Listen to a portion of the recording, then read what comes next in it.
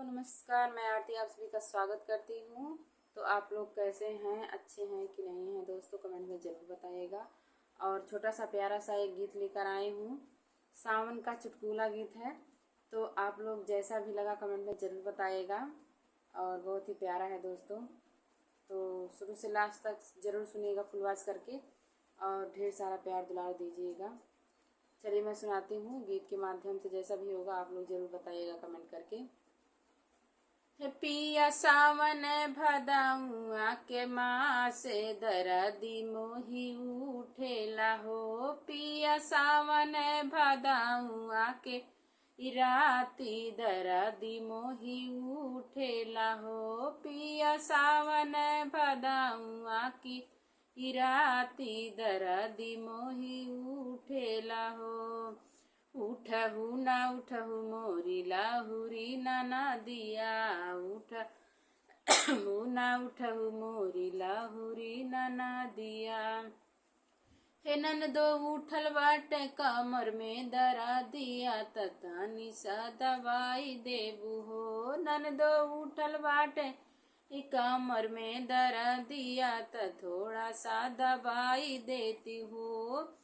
पिया सावन भदौआ की राती दरदी मोहि उठेला हो। पिया सावन भदौआ की राती दरदी मोहि उठेला हो।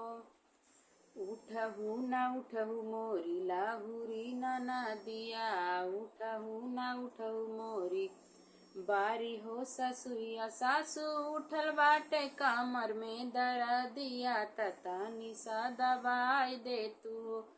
हे सासू उठल बाटे कमर में दरदिया, ततानी सा दवाई दे तू हो। पिया सावन भदौआ की राती दरदी मोहि उठेला हो। पिया सावन भदौआ की राती दरदी मोहि उठेला हो। उठहु ना उठहु मोरी बड़की गोतिनिया, गोतनी उठल बाटे कमर में हे दरदिया, ततानी सा दवाई दे तू हो। गोतनी उठल बाटे कमर में दरदिया, ततानी सा दवाई दे तू हो।